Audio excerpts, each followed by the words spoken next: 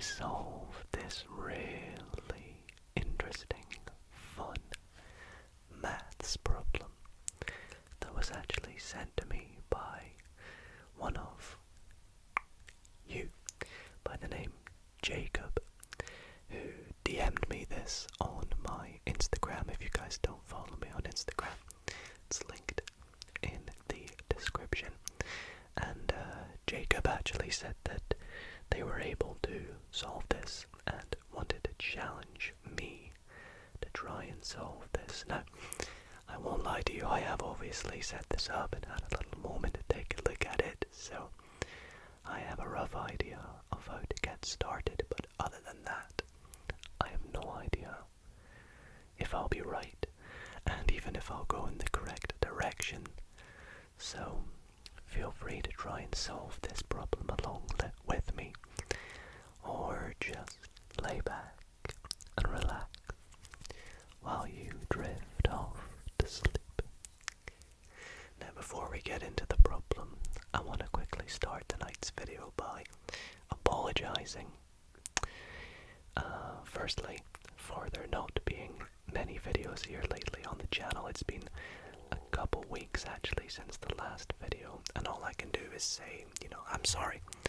I've been very, very busy lately, and I've tried my best to find the time to film a maths video, but with running two channels at the same time, it's been tricky over the last couple weeks, but hopefully, with everything out the way now, I should be good to get back into some weekly posts here, and I have a few exciting videos planned, including some exciting role plays, so stay tuned for them.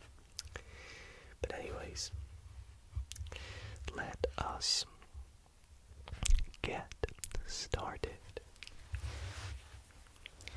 Now, this problem says, let's get my little highlighter, find the area of the red triangle.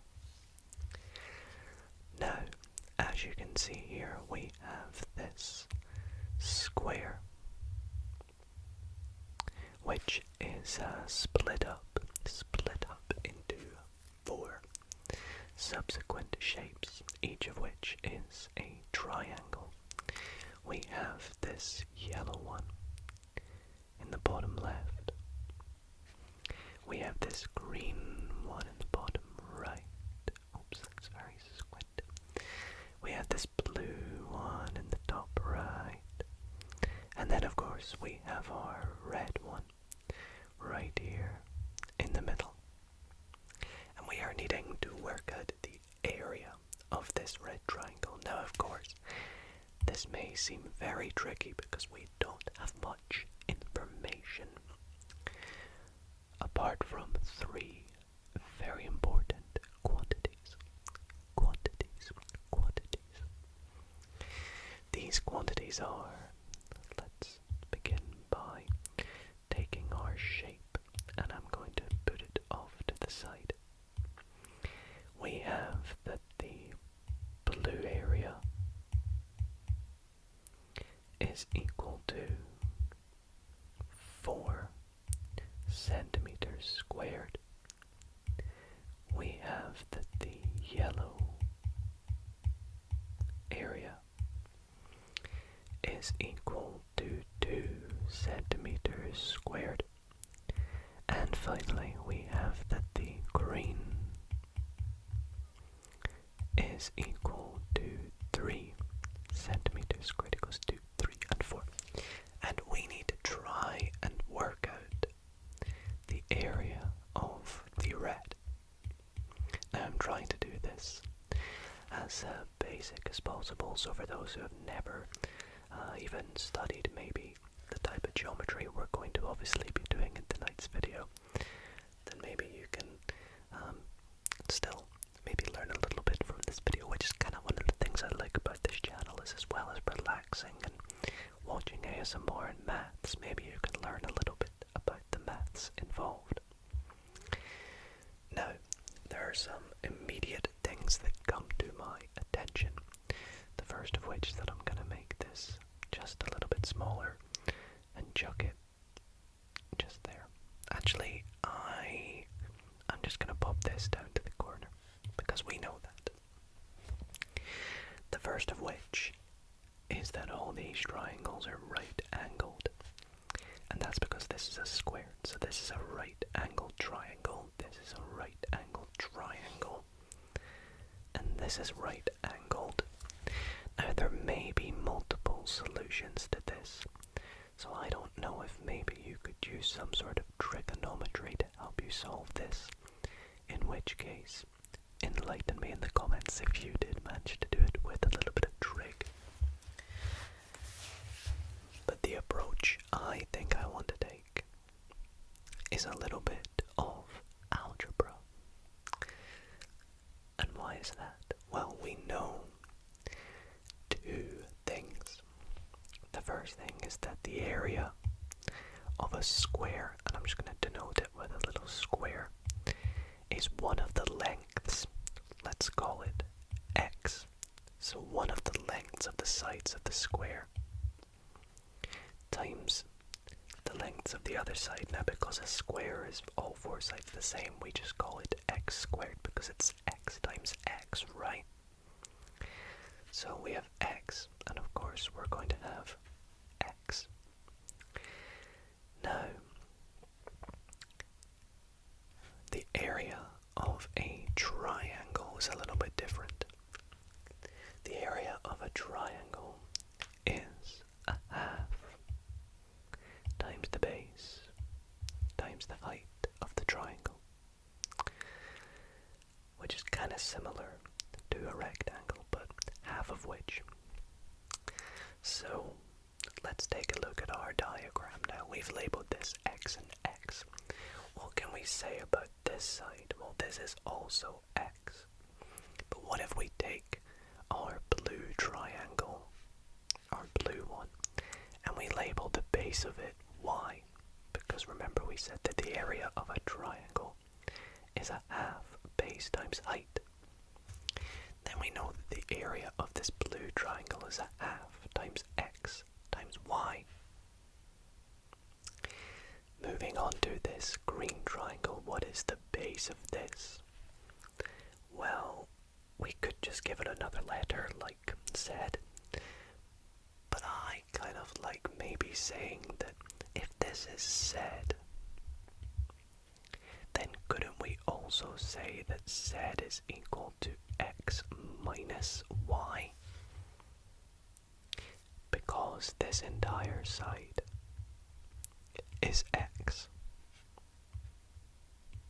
So if this entire side is x and this is y, then this is x minus y. So let's go back and call this x minus y. Now I want to use as few letters as possible. So what's the final thing we can do? Well, let's do a similar thing we did here, but to this bottom here. Let's take this yellow triangle and label it Z. And therefore, the bottom of this is x minus z. So now we have only used x, y, and z to label the sides of our square. You can see that this side of the square is x minus y plus y, which is just x. And this bottom side of the square is x minus z plus z, which is just x. And therefore, we have our x by x square. Now what we can do is we can actually look at the area of each triangle individually. And we're going to do just that. Let's start with our blue triangle. Now I'm going to sort of rotate it around and draw it like this. There we go, that looks nice. So our blue triangle, let's take a look. Well, we know that the area is a half base times height. So the area is going to be equal to a half times the base, which is y, times the height, which is x. Now note that we said that the area of this is 4. So therefore 4 is equal to a half x times y. Or what we could just do is multiply both sides by 2. And that would give us that 8 is equal to x, y. Let's move on to the green triangle. So let's get our green.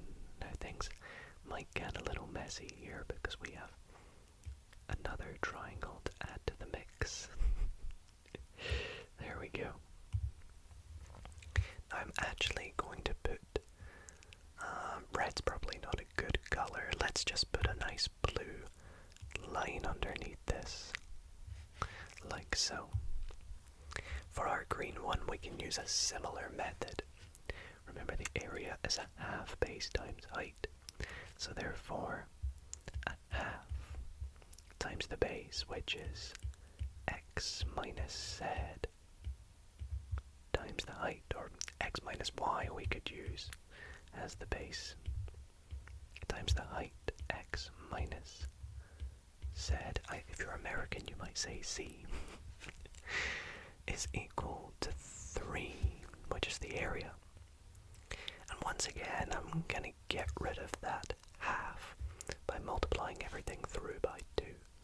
So we're going to get x minus y, x minus z is equal to 6. Let's make that a nicer 6. There we go. And the last triangle we can look at is, of course, our yellow one. So let's take that. Oh, come on. Draw me a nice triangle because I can't do it freehand. Please, please, please. There we go. I had a lot of people comment what the name of this app is called. It's called Notability. Notability. So, with our yellow one, once again we have a half times the base, which is z, times the height, which is x, is equal to 2 this time. And when we multiply through by 2, we get xz is equal to 4.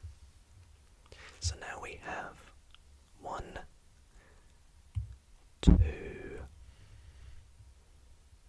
and 3. Oh, 3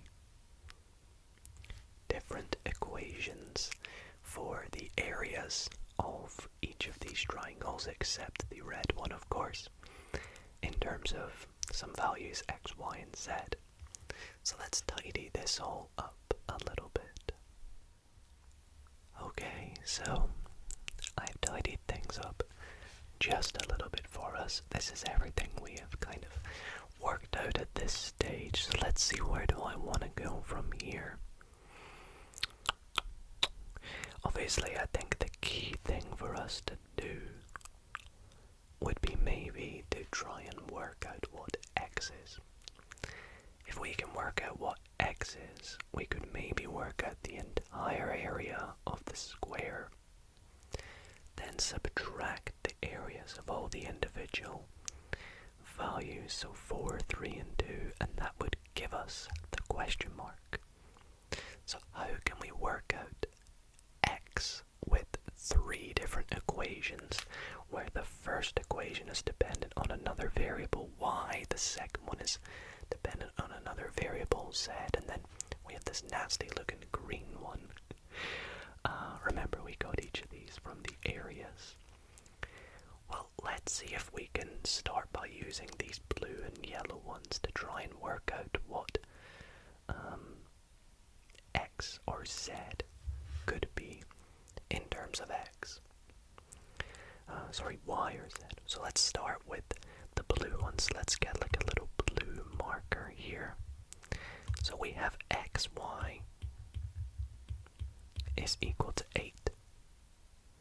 Therefore, we could just say that y is equal to 8 over x. x, correct?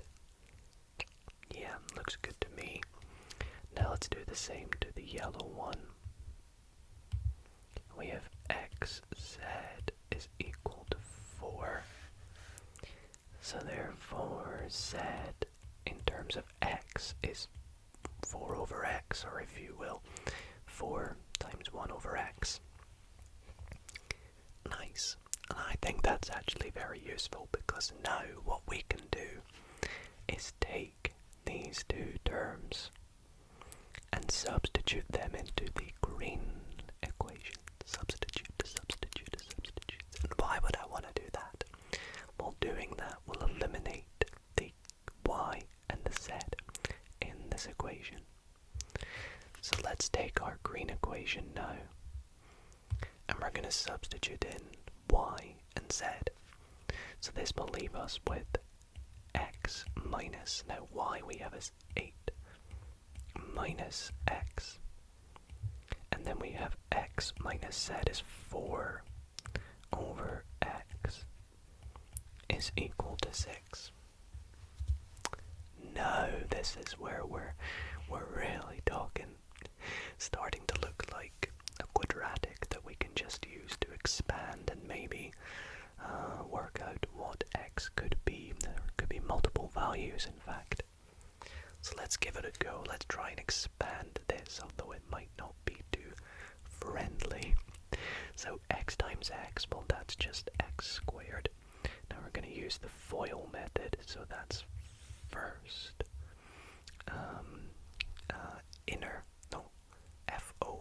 outer x times minus 4 over x. Well, the x's are going to cancel this, so that's just going to be minus 4. So that's outer. I'm going to erase this. And then the inner terms we're going to multiply.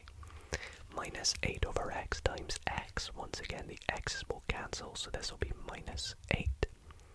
And then minus 8 over x times minus 4 over x. Well, that's going to give us a positive. And then 8 times 4 is 32. X times x is x squared. And that is equal to 6. So let's try and solve this through for x. Well, first let's group together all our numerical values. So x squared, we're going to have, let's take them over to the other side, so plus 32 over x squared. This is obviously minus 12, but when we add 12 to both sides, we're going to get 18. So what's left? We just need to try and get rid of that x squared on the bottom. So what if we multiply everything through by x squared? We're going to get x to the 4 plus 32 is equal to 18x squared. Now we get x to the 4 minus 18x squared plus 32 is equal to 0. Can we solve for x? We can if we factorize. We can do a factor of x squared. So we're going to put this into 2 brackets. And we want 2 values that multiply to make 32. But we can add or subtract to make negative 18. So what could that be? I'm thinking 16 and 2. I'm thinking minus 16. And minus 2 is equal to 0. So therefore, either x squared is equal to 16 or x squared is equal to 2. And that's because it's the values that can make that 0. So now, when we solve this through, we get x is equal to 4. Just take the square root. Or x is equal to root 2. So x could actually have 2 possible values. Now that's where we're in a bit of a pickle. So what is it? Is x 4 or is x root 2? let's think about this carefully. If x is 4, actually let's take the weird one first. If x is root 2, we're going to get an area of root 2 times root 2, or values of root 2 times root 2, which is going to give us a total area of the square to be 2, which makes no sense, because how can the area of the square be 2 if we have an area of 4, 2, and 3 and something else inside it? So that can't be right. Now if x is 4, we're going to get an area of 4 times 4, which is, well, x squared, which is 16, we said. So that does make sense, because 4 plus 3 plus 2, that'll definitely fit within 16. So therefore, x cannot be equal to root 2. So x is equal to 4. So now we have a value for x. So all we have to do is finish this up. So with our value of x being equal to 4, going back to what we said the area of a square is, let's draw a better square, because if we're doing a geometry problem, you probably want a square looking shape, right? So the area of a square is x squared, where x is one of the sides. I know a lot of people like to use L squared. So in this case, we've got 4 squared, which is 16. And therefore, the area of the triangle, well, instead of using a half base times height, we can just say that it is the difference of the area of the square, subtract all the other areas. So it's going to be the area of, let's write red, is going to be equal to x squared, subtract the area of the blue, subtract the area of the yellow, subtract the area of the green. Therefore, it's going to be equal to, let's call it the question mark. It's going to be equal to 16 minus 4 minus 2 minus 3, which is 7. And then don't forget our units, centimeters squared. Now does that look right for starters? That's 2, that's 3, that's 4. It looks a bit bigger than the blue. Could it be a combination of the blue and the green? Potentially, I think so. So yeah, I'm gonna say that I think I've done that right. We got a nice round number at the end as well, so let's put a big red box around 7 centimeters squared. And I think that is where I'm going to wrap up tonight's video. I really hope that you all did enjoy and could relax to some ASMR maths. I really hope that I did this right, and I will check in with Jacob. But Jacob, if you're watching this, feel free to drop a comment letting me know if this is how you did it and if this is the solution you got. And if you are watching along and tried this too, let me know if you also got this, or if you potentially did a different method, because I'm sure there are other methods. But yeah, I want to thank you all for watching. I hope you sleep well,